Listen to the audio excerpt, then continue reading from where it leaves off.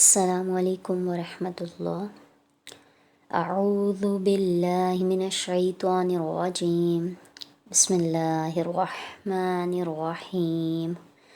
قال رب اشرح لی صدری ویسر لی امری واحلل عقدۃ من لسانی یفقہوا قولی۔ بسم اللہ الرحمن الرحیم۔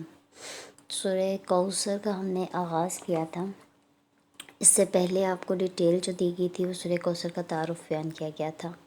اب ایکچولی اس صورت میں کون سے مین ٹاپکس ڈسکس کیے گئے ہیں، اللہ تعالیٰ نے کون کون سی باتیں ہمیں اس صورت میں بتائی ہیں، اس کی تفصیل اور ڈیٹیلز جو ہیں وہ بعد میں ہوں گی، بھی مین پوائنٹس ہم صرف اس صورت کے لیں گے۔ اب اس صورت کا اگر آپ مرکزی مضمون دیکھیں تو وہ یہ ہے کہ اللہ تعالیٰ نے اپنے حبیب حضرت محمد مصطفیٰ صلی اللہ علیہ وآلہ وسلم کی مدحت بیان فرمائی ہے، اور اس صورت میں 3 آیات ہیں۔ میں نے آپ کو پہلے بھی بتایا تھا اس بارے میں۔ اب اس کی جو پہلی آیت ہے، اس میں اللہ تعالیٰ کے اس فضل اور کرم اور اس احسان کا بیان ہے جو اس نے اپنے حبیب کو عطا فرمایا، اور وہ کیا ہے؟ وہ کوثر ہے، یعنی کوثر جو حوض کوثر ہے، جنت کی ایک نہر ہے، وہ آپ صلی اللہ علیہ وسلم کو عطا کر دی گئی۔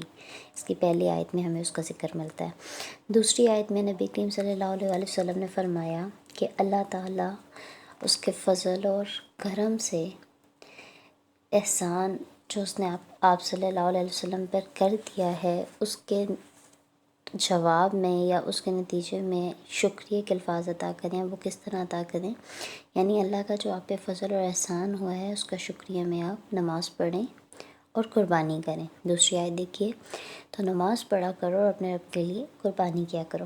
تیسری آیت ہے، اور اس تیسری آیت میں یہ فرمایا گیا، اب اس آیت کا پس منظر کیا تھا؟ اس آیت میں جو لفظ ابتر استعمال ہوا، اس کا میں انشاءاللہ جب تفسیر میں جائیں گے تو آپ کو تفصیلاً بیان فرماؤں گی کہ یہ آیت بیسکلی یہ صورت اسی ایک ابتر لفظ کے جواب میں اللہ تعالیٰ نے نازل فرمائی ہے، اور جو اللہ تعالیٰ اور اس کے حبیب صلی اللہ علیہ وسلم کا دشمن ہے وہی خیر سے محروم ہے۔ یہاں یہ چیز بیان فرما دی گئی ہے کہ اصل میں ابتر کون ہے؟ آپ صلی اللہ علیہ وسلم کا دشمن ابتر ہے۔ یہاں تک ہماری اس صورت کے ٹاپکس کمپلیٹ ہوتے ہیں۔ اب ہم اس کا دیکھتے ہیں شان نزول۔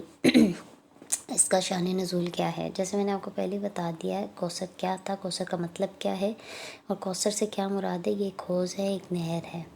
حضرت انس بیان فرماتے ہیں، حضرت انس رضی اللہ تعالیٰ عنہ بیان فرماتے ہیں کہ ہم لوگ بیٹھے ہوئے تھے آپ صلی اللہ علیہ وسلم کے ساتھ کہ اچانک آپ صلی اللہ علیہ وسلم کو اونگ آ گئی۔ آپ نے مسکراتے ہوئے سر بلند کیا اور فرمایا، ابھی مجھ پر ایک سورت نازل ہوئی ہے۔ پھر آپ نے پڑھا بسم اللہ الرحمن الرحیم اور سورہ کوثر کی تلاوت فرمائی۔ پھر آپ نے فرمایا، کیا تم جانتے ہو کوثر کیا چیز ہے؟ ہم نے کہا، اللہ اور اس کے رسول کو زیادہ بہتر معلوم ہے۔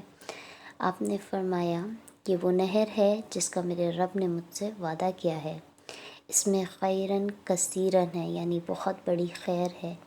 یہ وہ حوض ہے جس پر قیامت کے دن میں اپنی امت کو پانی پلاؤں گا، اور اس کے جو برتن ہوں گے ستاروں کے مانند ہوں گے۔ اور وہاں پر انہوں نے ایک اور بات بیان کی، اسی حدیث کا جو لاسٹ میں ورڈز ہے اس میں ہے، وہاں پہ ایک ایسا بندہ بھی آئے گا کہ وہاں پہ موجود ہوگا، اور وہ جا کے کہے گا کہ بھئی میں بھی آپ صلی اللہ علیہ وسلم کا امتی ہوں، تو مجھے بھی پانی پلایا جائے۔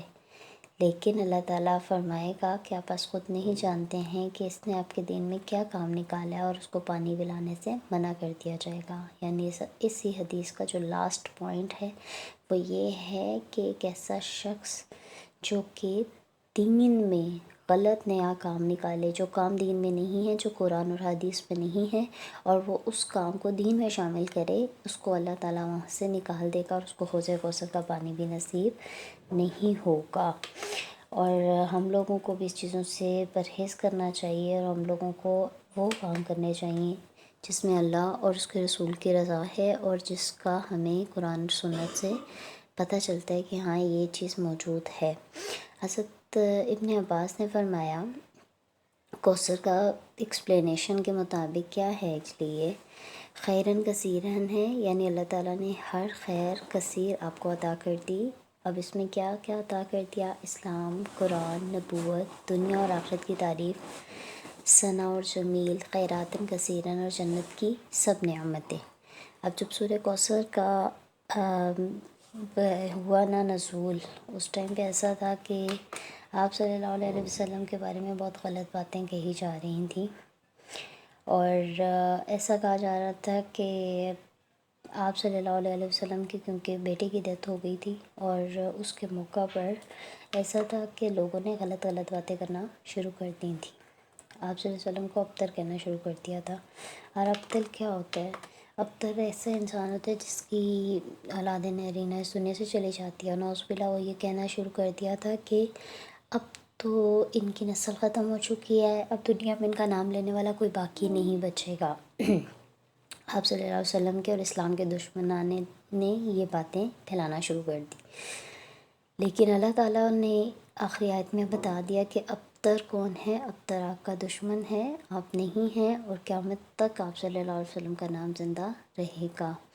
اور کس بندے کا نام؟ اب وہ جس شخص نے یہ باتیں کی تھی، حالانکہ اس کے اتنے بیٹے تھے، لیکن آج بھی اس کا نام اس طرح سے زندہ نہیں ہے جس طرح پوری دنیا میں آپ صلی اللہ علیہ وسلم کا نام زندہ ہے۔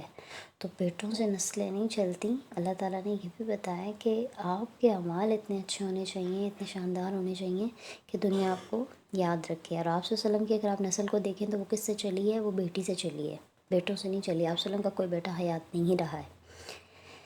یہاں تک ہم اس کو کمپلیٹ کرتے ہیں، باقی انشاءاللہ اس کی تفسیر اور ترجمہ اور تفسیر انشاءاللہ نیکسٹ ہم سٹارٹ کریں گے۔